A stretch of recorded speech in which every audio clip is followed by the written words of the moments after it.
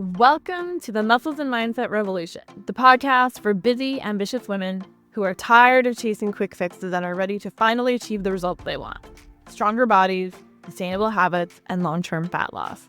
I'm your host, Ann Jones, certified life coach and fitness professional for over 15 years, and your guide to breaking free from inconsistency, overwhelm, and burnout. Each week, we tackle the real obstacles holding you back, time management struggles, mindset barriers, and conflicting advice, so you can build a lifestyle of accountability, functional fitness, and strength that lasts. If you are ready to transform your habits, prioritize yourself, and feel strong and energized for life, you're in the right place. Let's dive in. Welcome to our first episode.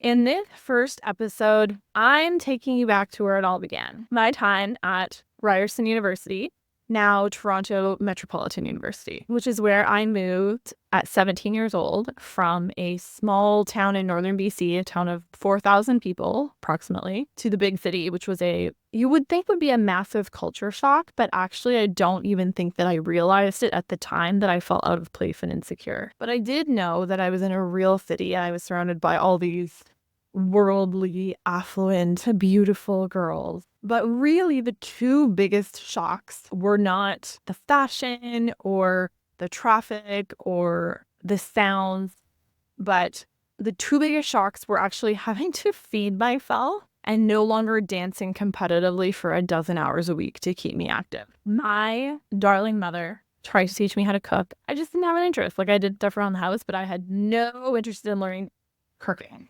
And I still don't really, to be honest. But I do feed myself, but we're going to get to that. And I used to dance competitively for many hours a week. So I never worried about activity or fitness or literally ever. And I grew up with a very healthy relationship with food modeled by my mother. But when I moved to the city and I'm 17 years old and all alone, I saw a lot of people around me, both, at university and in the media, being very aware and conscious of what they were eating. And I think I just started to see it. I didn't really start out that way. But because I wasn't dancing competitively anymore, and I had never made a lot of food choices for myself before, really, I gained 30 pounds quite quickly in my first year, in the first few months probably. And I'm so glad that I did, because it changed the trajectory of my entire life. My relationship with food got a little wild. I didn't know how much to eat or what to eat or how to know if I was full. I think I kind of did, but I would just override it. But the worst part really was that I thought or worried about food constantly. What I could eat, what I shouldn't eat, what I should have avoided, when I should eat. I remember watching Friends and wondering, how are the people living their lives not thinking about food all the time? I'm always thinking about food. Always. I remember waiting for the clock to turn from 2:59 to 3 so that I could have a snack. Waiting for the clock to turn to 5:55 so that I could go downstairs for dinner. I felt this constant low-level anxiety of food. I tried starving myself. My next-door neighbor, who's now one of my very best friends, is an activist. And so she would do hunger strikes for good causes. But I was just this seems like a sneaky way that I can just not eat. I could never not do it all day, for sure. And then I would just feel bad about binge eating peanut butter at the end of the day. There was definitely some disordered, obsessive stuff going. And the mental toll of obsessing over food drained my energy so much and made me feel very insecure and stuck. I actually would not only binge and restrict, but purge food sometimes, which I actually completely forgot until I went to write this episode. I was oh yeah, I used to do that. Even once I was out of the dorm in my later years, my binge eating would continue. I remember having a stressful day renewing my passport, and I bought 3 Starbucks cookies, giant Starbucks cookies, eating them on the street in downtown Toronto. I was this is the answer to me, crying and feeling so frustrated and alone at the time. I remember I lived with a roommate in the last 2 years, and she brought birthday cake home and put it in our fridge, and I ate all of it like before she could even get to it. I needed to eat something. I remember also around that time, like buying a box of cookies at the grocery store and like eating half of them on the way home and then hiding them under my bed. I wouldn't put them in the kitchen so nobody would know about it.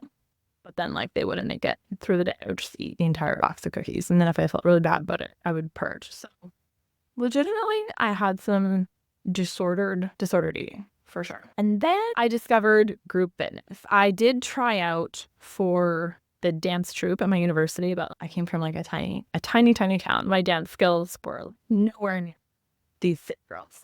So I just couldn't. I probably could have done it, honestly, but I felt so embarrassed and uncomfortable. I didn't do it. But instead, in the same gym, I discovered group fitness. And at that time, my relationship with group fitness was a bit of a dichotomous one. On one hand, it became my sanctuary, my absolute sanctuary, a place where I felt a sense of belonging and community and regained some control over my life. I began to take an interest in and learn about fitness, which, led me to where we are today. But on the other hand, it quickly turned into something that I relied on too heavily, almost like a crutch. And another thing like I was not aware of at the time, but I can definitely see now, is it was related to food, right? Like I may have been telling myself I was on the moral high ground and doing so great because I went to the gym literally at least once every single day, in addition to all the walking that I was doing and the yoga classes that I was going to. Whether I knew it or not, it was fueled by this understanding that I had, maybe not even consciously, that you eat too much food or you eat any food and you have to burn off the food and more, right? Which I considered myself a group fitness bunny, but really it was like if I didn't hit every cardio class, I'd feel anxious and guilty. And cardio was very good this time, by the way. It wasn't just about moving my body. It probably did help with my stress relief actually, but it caused other problems. It became about burning off food and trying to earn my worthiness because it was giving me a sense of control. I had this inaccurate belief that because I was controlling this thing, like controlling my food, or so I thought, controlling my fitness, I was okay. But it turned into skipping out on some of the very normal university experiences, like going out or declining breakfast on the weekend, at the diner with my roommates because I had to go to a 7:30 a.m. spin class on a Saturday. And looking back, I can see how I justified those behaviors as being dedicated or disciplined. But now I know, not just because I'm now an expert on the fitness and mindset, but I have, coached hundreds of clients through this, but I see now how that line of thinking was actually having a toll on my well-being. So it has taken a lot of trial and error, a lot of mindset shifts, and a deep understanding of what true health and balance look like to get to where I am today. So if you've ever found yourself in a similar cycle of feeling like you have to push harder to get results, then you're in the right place. If my story resonated with you, I'd love for you to leave a 5-star review and let me know why. Don't forget to subscribe so you never miss a future episode. It's going to be so good.